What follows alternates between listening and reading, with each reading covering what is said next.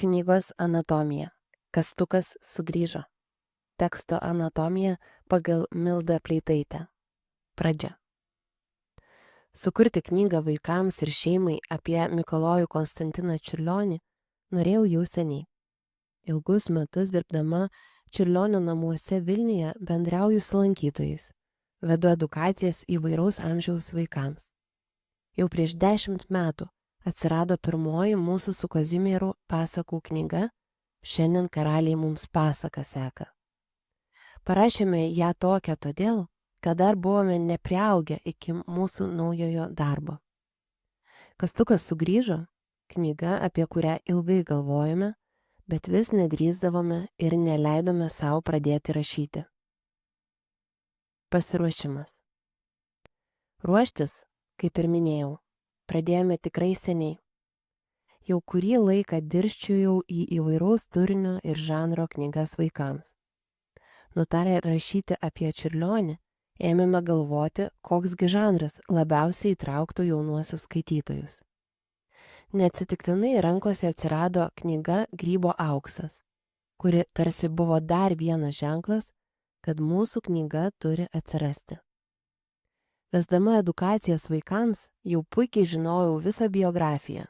Domėjausi tekstais tiek apie Čiurlionio muziką, tiek ir apie dailę. Žinojau ir ne vieną Konstantino vaikystės nuotykį. Daugiausia informacijos buvau atradusi Čiurlionytės atsiminimuose apie Čiurlionį. Tačiau to toli gražu nepakako, kad viską nuosekliai ir įdomiai pateikčiau savo knygoje. Teko ir toliau keletą vasarų studijuoti laiškus, prisiminimus ir viską, kas tik atrodė gali būti įdomu mums ir skaitytojai. Veikėjai. Svarbiausias knygos veikėjas – Mikalojus Konstantinas Čiurlionis, namiškių vadintas mažybiniu Kastuko vardu. Kiti veikėjai – šeimos nariai, Sofija, Eugenijus, ponia Volman ir taip toliau – buvo Čiurlionio gyvenimo kelyje, turėjo vienokį ar kitokį santykį su menininku. Žinoma, laiškuose jis pasakoja ir apie savo mokytojus, kurso draugus, savo kompozicijas, dienotvarkę, maistą, koncertus ir dar daug dalykų. Net ir apie panelę Krol, kuri jam nuomojo kambarį. O kur dar taip visos šeimos mylimas šunelis Lemuriukas. Bet turėjome turėti saiką ir pasakoti tik tas istorijas, kuriomis galėjome ryškiausiai perteikti Kastuko charakterį ir sudominti, kad knygos nesinorėtų užversti perskaičius pirmuosius puslapius. Taigi, labai daug kas liko į knygą nesudėta.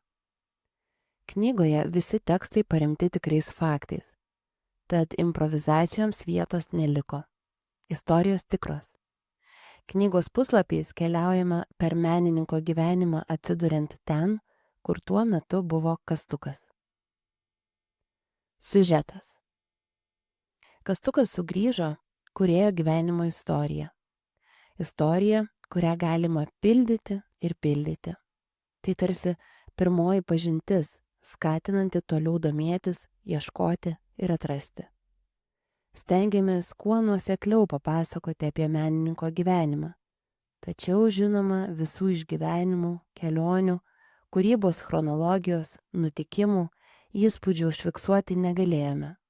Nes ir tikslas buvo aprėpti daug, bet papasakoti tai, kas atrodė, bus įdomu jaunam skaitytojui. Neapkrauti ir neperkrauti. Duoti pirmą impulsą pažinčiai, o toliau jau tikrai ras, kas ieškos. Dar tiek visko įdomaus ir vertingo. Nuo prisiminimų laiškų iki mokslinių tyrimų. Kūrybinis procesas.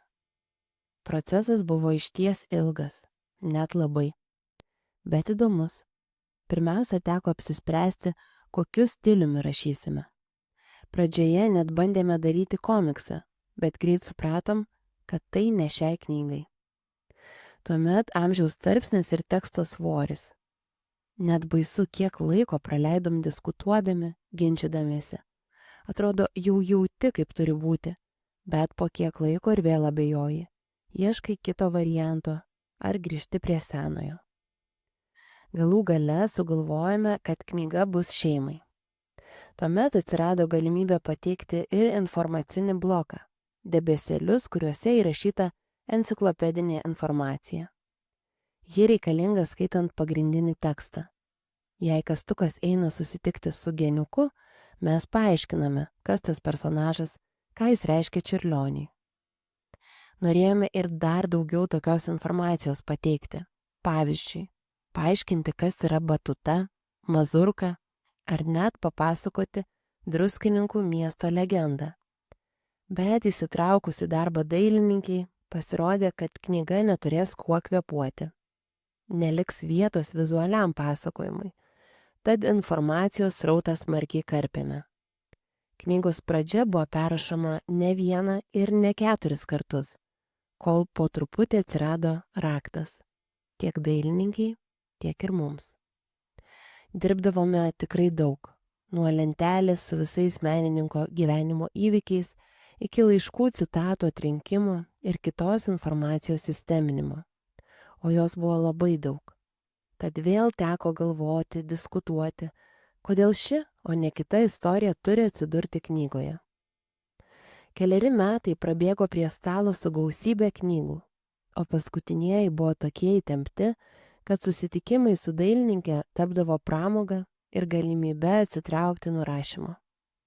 Nuvykus į Čiurlionio namus, smagu būdavo leisti laiką kartu kalbant, ginčijantis, dėliojant piešinius ant grindų, žiūrinėjant Vaidos atrastą medžiagą ir svajojant, kokia bus nuostabi knyga, Kastukas sugrįžo. Labai ačiū knygos dailininkiai už kantrybę ir bendradarbiavimą. Teksto anatomija pagal Kazimierą Momkų. Pradžia. Mintis parašyti knygą apie Čiurlionį vaikams kilo Mildai. Ji Čiurlionio namuose Vilniuje dažnai veda edukacijas vaikų grupėms ir grįžusi namo guosdavosi, kad nėra literatūros apie menininko gyvenimą vaikams suprantama kalba. Yra tik storos, sudėtingos knygos smulkiu šriftu ir, aišku, be paveiksliukų. Konfucijus sakė, galima visą gyvenimą keikti tamsą, o galima uždegti mažą žvakutę. Ši knyga tai mūsų maža žvakutė, kurios spindinti liepsnelė nušviečia Čiurlionio gyvenimą mažiems ir dideliems. Pasiruošimas.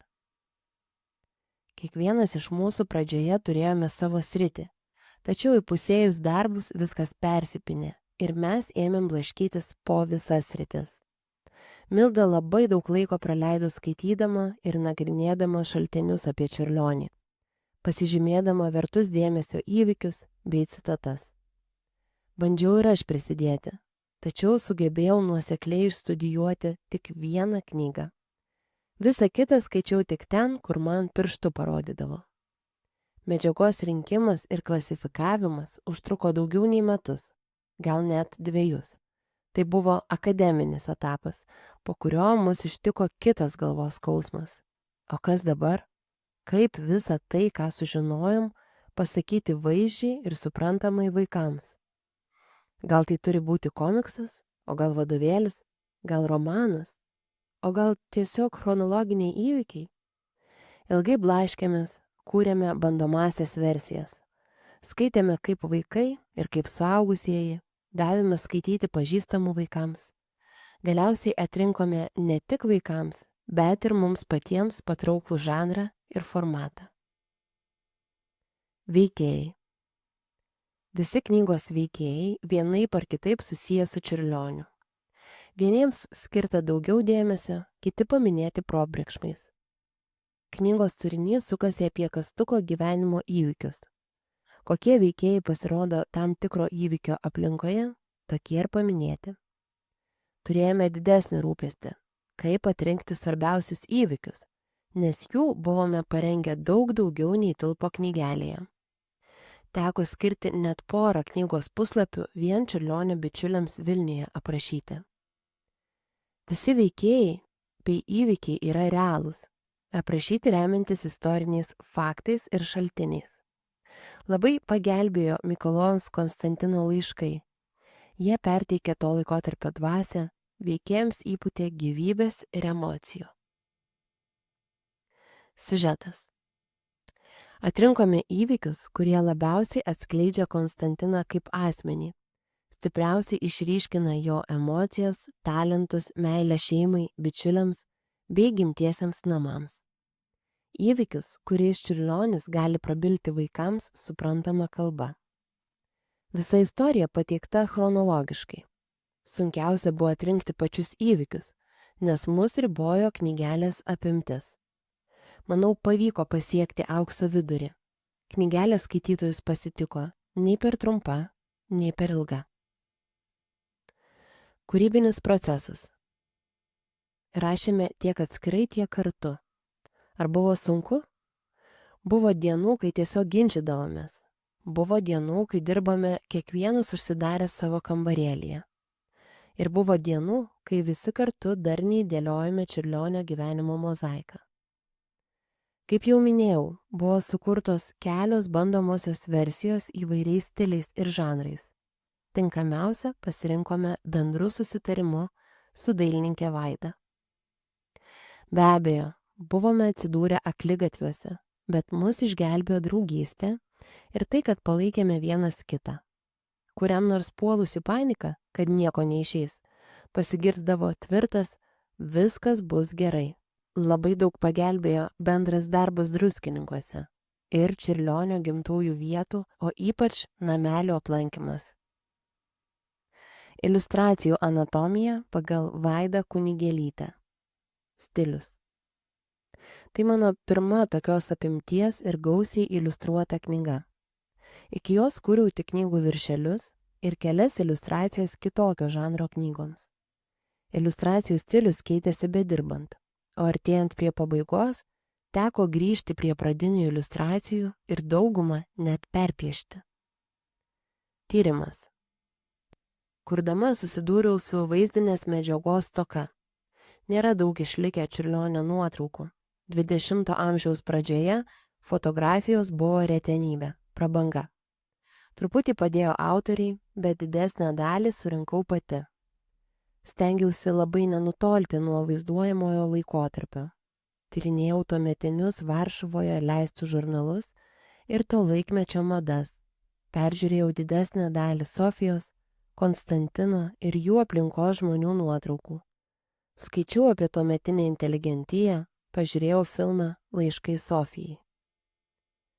Veikėjai. Rėmiausi nuotraukomis ypač ten, kur minimi žinomi tuometiniai Lietuvos politikai bei iškilūs žmonės. Keliose scenose galima atpažinti ir mano šeimos narius. Leidau savo ir improvizuoti. Tiesiog diktavo kompozicija arba noras sukurti nuotaiką. Bet istorinio laikotarpio autentiškumas buvo man labai svarbus. Aplinka. Stengiausi nenutolti nuo istorinės aplinkos. Padėjau surinkta medžiaga. Pavyzdžiui, pirmųjų dailės parodų nuotraukos. Rinkau 20 amžiaus pradžios Europos miesto atvirlaiškius. Jeigu rasdavau nuotraukų, vaizduojančių to laikotarpio interjerą, madas, miesto vaizdus, stengiausi į tai atsižvelgti ir tai atliepti, bet tikrai ne visur. Ypač ten, kur tekstas buvo poetiškesnis, leidau savo improvizuoti. Siužetas. Kelių atvartų teko atsisakyti. Tekstas kiek keitėsi. Knygos apimtis padidėjo, vietoj numatytų 64 puslapių išaugo iki 80. Tiesiog netilpo visi svarbesni gyvenimo įvykiai, o jų atsisakyti nesinorėjo. Atrodė reikšmingi. Tikrai dirbome kaip komanda ir prie teksto, ir prie iliustracijų. Kūrybinis procesas. Visas procesas užtruko apie 1,5 metų, bet intensyviausias buvo paskutinis pusmetis. Pradinė stilistika buvo arčiau komikso, tik ji nepasitvirtino. Ir man pasirodė neparanki, ir personažas turėjo keistis laike nuo kūdikio iki brandaus amžiaus. Aš pati nesu komiksų didelė gerbėja, tai stilius ir neprilipo, bet kelis dialogus panaudojau. Esu iliustravusi Dalios Urbonavičienės knygą apie sutartines ir Liberto Klimkos lietuvių kalendorių. Iliustravimas nėra mano nuolatinis užsiėmimas. Dėstau, kuriu firminį stilių, etiketes. Su knygos autoriais Milda ir Kazimieru Čiurlionio namuose supažindino Rokas Zubovas. Daug metų vedžiau kūrybinės dirbtuves vaikams ir suaugusiems jo organizuojamame muzikos ir ekologijos festivalyje Nepaklusniųjų žemė, Kuršių Nerijoje. Kūriau ir paties festivalio vizualinį stilių. Kai sutikau iliustruoti knygą, man atrodė, kad iššūkis įkandamas, bet pakeliui buvo nemažai krizių. Tiesiog atrodė, kad jos neįveiksiu. Per daug visko reikėjo aprėpti ir per didelę atsakomybę. Knyga apie vieną žymiausių Lietuvos menininkų, gal patį iškiliausią, o auditorija tokia neapibrėžta. Ir tėvai, ir vaikai. Kas tiktų vieniems, gal visai nepatiktų kitiems. Daug skirtingų vietovių, įžymių istorinių asmenybių, ir dokumentika, ir romantika, ir tie dialogų intarpai. Tokia eklektiška medžiaga. Ir knyga, mano manymu, išėjo kiek eklektiška. Nepavyko visko suvesti. Tiesiog gale pradėjo trūkti ir laiko, ir jėgų. Prie knygos plušėdavau savaitgaliais, kartais ir po darbo vakarais. Pasitelkdavau ir savo anūkus papozuoti, turiu jų 6, ir žentas kartais pagelbėdavo. Man lengviau sekėsi piešti gyvūnus, gamtą arba architektūrą. Tik dirbdama supratau, koks iššūkis piešti charakteringas žmogaus figūras ir dar įvairiais rakursais. Ne visos pavyko, kai kurios, mano galva, sustingusios. Dar labai slidi vieta buvo su Čiurlionio darbais. Kaip juos pateikti, kad neiškristų iš maketo, susikabintų su pieštomis detalėmis. Knyga nebuvo kuriama metodiškai. Turi tekstą, apsitari ir iliustruoji. Pradžioje kūriau tuos atvartus, kurie man buvo aiškesni. Keli iš pradžios, keli iš vidurio. Būdavo, kad pusę dienos kaupdavausi, vaikščiodavau ratais, jaučiausi labai pavargusi, o tik į pavakarę pradėdavau piešti. Lūžis buvo, kai sukomponavau operos atvartą. Man prašviesėjo viduje, nors buvo duobių ir abejonių, kad ne pagal jėgas ridenu akmenį. Smagiausia dalis, kai parinkinėjau knygos personažams drabužių medžiagas. Inkrustuodavau į kontūrinį piešinį tikrus audinius ir juos išmodeliuodavau. Nors tai užtrukdavo, bet procesas buvo smagus. Daugumoje atvartų tekstai kuria labai skirtingą nuotaiką. Tai spalviniai atvartų sprendimai irgi labai keitėsi. Bandžiau juos suvienyti fonais. Kai kur labiau pasisekė, kai kur ne visai. Viena sunkiausia buvo paskutinė scena. Daug diskutavome su Milda ir Kazimieru, kaip šviesiai perteikti iš šio pasaulio išeinantį kastuką. Eskizų buvo nemažai. Pradžioje skrido Konstantinas ant paukščio. Paukštis nuo gimimo tartum buvo jo palydovas ir jis atsiranda daugelyje piešinių. Bet atrodė banaliai, tai atsisakiau. Išties bendradarbiavimas vyko nuolat ir dėl teksto stiliaus, ir dėl piešinių, ir dėl detalių. Kartu praleidome kelias dienas Druskininkuose, bandydami labiau įsijausti į Čiurlionio aplinką. Daug diskutavome, stengiamės būti atviri. Ačiū. Kalbino ir skaitė Kotryna Zylė. Projekto namai Vaikų žemė. Projektą iš dalies finansuoja Lietuvos kultūros taryba. Šios knygos kūrėjų biografijas ir daugiau knygų anatomijų rasite adresu knygukūrėjai.lt.